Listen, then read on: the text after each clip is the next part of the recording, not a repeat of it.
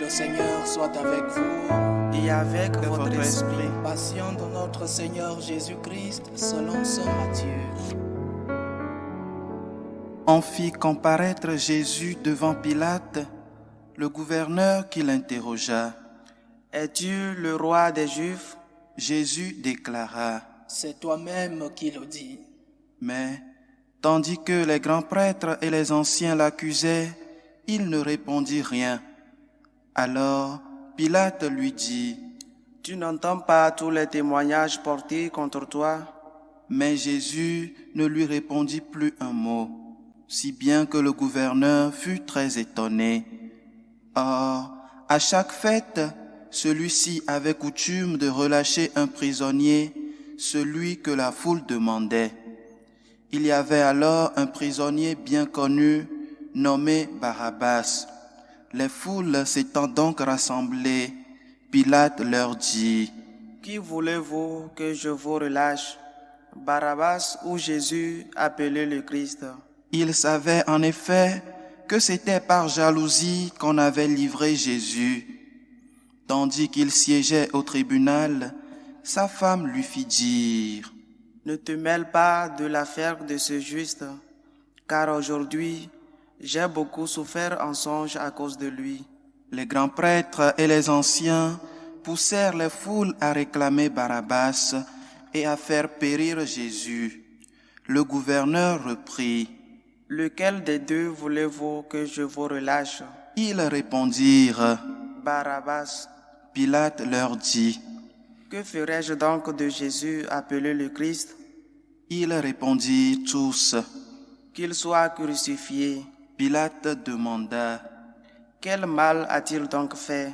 Il criait encore plus fort, « Qu'il soit crucifié. » Pilate, voyant que ses efforts ne servaient à rien, sinon à augmenter le tumulte, prit de l'eau et se lava les mains devant la foule en disant, « Je suis innocent du sang de cet homme, cela vous regarde. » Tout le peuple répondit, « Son sang, qu'il soit sur nous et sur nos enfants. » Alors il leur relâcha Barabbas.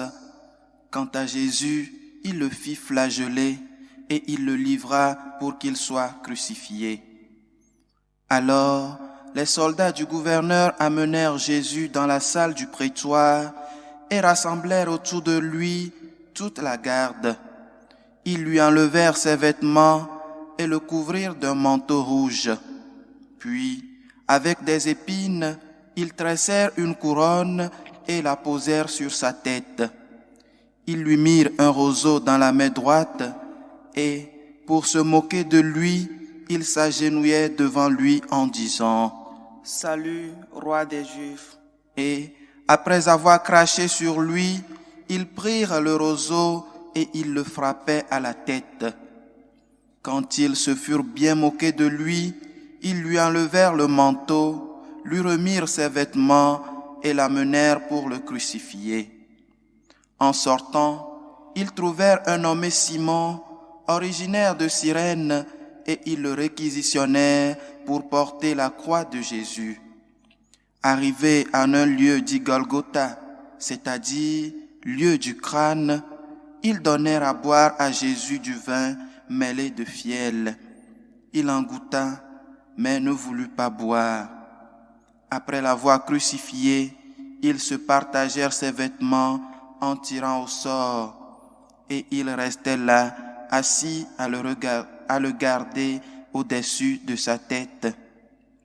Ils placèrent une inscription indiquant le motif de sa condamnation. Celui-ci est Jésus, le roi des Juifs. Alors, on crucifia avec lui 2 bandits, l'un à droite et l'autre à gauche. Les passants l'injuriaient et hochant la tête. Ils disaient, « Toi qui détruis le sanctuaire et le rebâtis en 3 jours, sauve-toi toi-même si tu es fils de Dieu et descends de la croix. » De même, les grands prêtres se moquaient de lui avec les scribes et les anciens en disant, « Il en a sauvé d'autres et il ne peut pas se sauver lui-même. Il est roi d'Israël. qu'il descende maintenant de la croix et nous croirons en lui. Il a mis sa confiance en Dieu, que Dieu le livre maintenant, s'il aime. Car il a dit, je suis le Fils de Dieu. Les bandits crucifiés avec lui l'insultaient de la même manière. À partir de la 6e heure, c'est-à-dire midi, l'obscurité se fit sur toute la terre jusqu'à la 9e heure. Vers la 9e heure, Jésus cria d'une voix forte. Eli, Eli, lema sabachthani. Ce qui veut dire, Mon Dieu, pourquoi m'as-tu abandonné? l'ayant entendu, quelques-uns de ceux qui étaient là disaient, Le voilà qui appelle le prophète Élie. aussitôt, l'un d'eux courut prendre une éponge qu'il trempa dans une boisson vinaigrée. Il la mit au bout d'un roseau et il lui donnait à boire. Les autres disaient, Attends, nous verrons bien si Élie vient le sauver. mais Jésus, poussant de nouveau un grand cri, rendit l'esprit.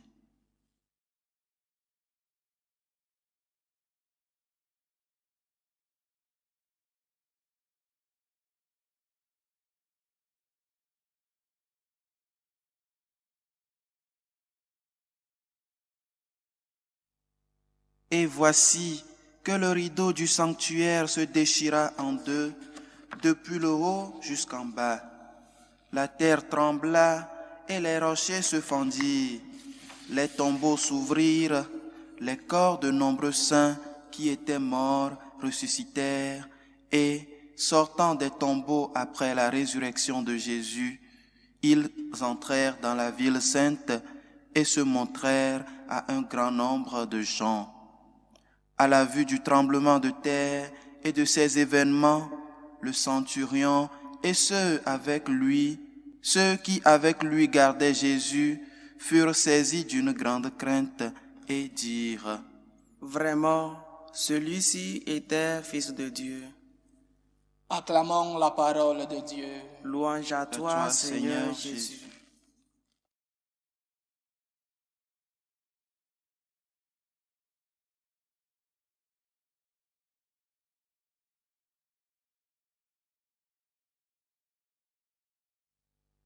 Nous venons d'écouter l'évangile de la passion de notre Seigneur, l'évangile qui nous raconte comment ont été les derniers moments, les dernières heures de Jésus. Beaucoup de choses à méditer s'il faut entrer dans les détails. Il y a tant de choses, la réponse de Jésus, Pilate et ses questionnements, la mère de Jésus qui l'accompagne, Simon de Cyrène qui vient aider notre Seigneur à porter sa croix, tant de choses à méditer. Mais l'évangile est si long qu'il faut faire une brève méditation. Alors j'aimerais me baser sur l'ensemble de la passion de notre Seigneur. Posons-nous 3 questions. Qu'est-ce qui s'est passé? Pourquoi cela s'est-il passé? Et enfin, que devons-nous faire? Ce qui s'est passé n'a pas été seulement la mort d'un innocent.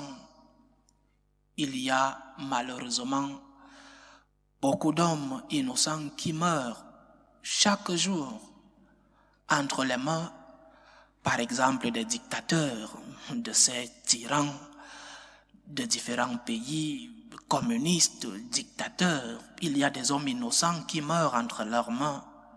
Il y a des hommes innocents qui meurent simplement entre les mains des criminels, des assassins qui veulent leur enlever leurs biens.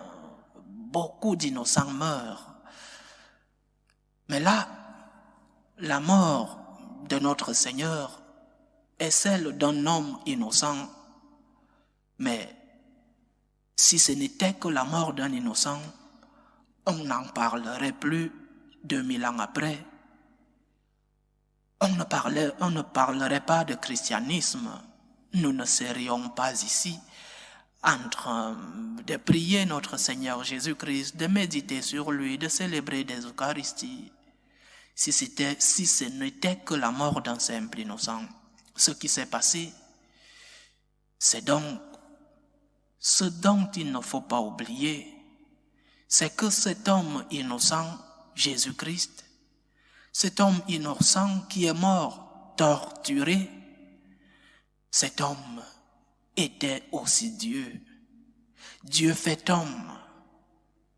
Dieu qui se livre au monde des hommes pour l'homme. Dieu qui se laisse tuer volontairement. Dieu qui assume la mort. Dieu par les hommes, entre les mains des hommes pour sauver les hommes. Donc, qu'est-ce qui s'est passé? Ce qui s'est passé, c'est la mort d'un innocent, d'un homme innocent qui est en même temps Dieu. Un homme qui se livre librement pour sauver le coupable. La victime qui sauve le coupable. Dieu fait homme qui meurt entre les mains des hommes. C'est cela la réponse à la première question que nous nous posons. Qu'est-ce qui s'est passé? Dieu fait homme, meurt entre les mains des hommes. Et pourquoi? Deuxième question.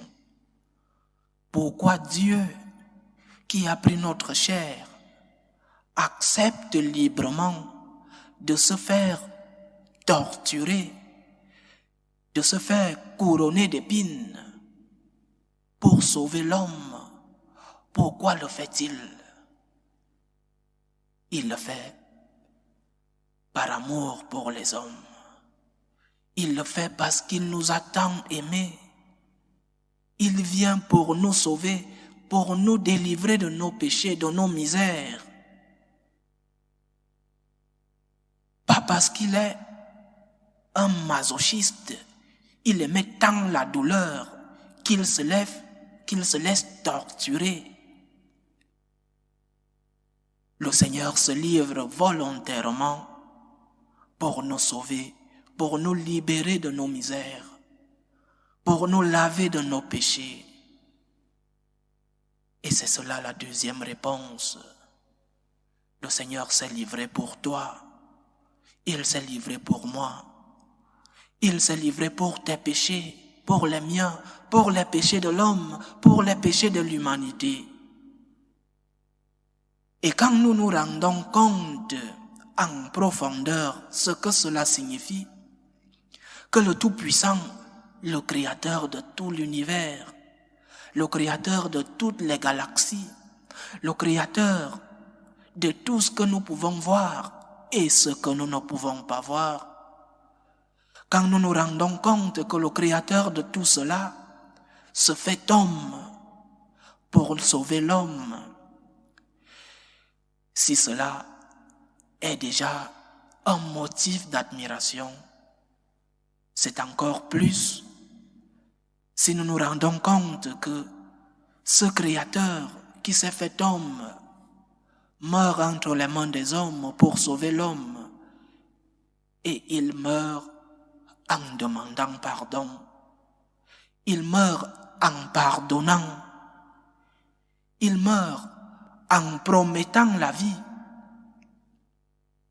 Et la résurrection, 3 jours plus tard, est le certificat d'authenticité de qu'il y a une autre vie après celle-ci, qu'il y a vie éternelle, mais une vie éternelle avec 2 dimensions, le paradis avec lui et l'enfer. Et il faut le dire aujourd'hui, il y a vie éternelle. Il y a une autre vie après celle-ci. Toi qui souffres, offre tes souffrances au Christ, parce qu'il y a vie éternelle. Souffre avec lui. Toi qui vis des moments d'épreuve, offre tes moments de difficulté au Seigneur, parce qu'il y a vie éternelle. Oui, toi qui es malade, cherche à te soigner.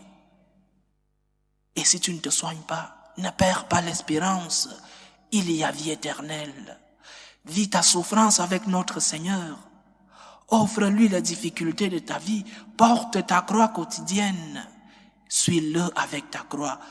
Parce qu'à la croix, il te promet, lui qui est mort en souffrant, il te promet qu'il y a vie éternelle.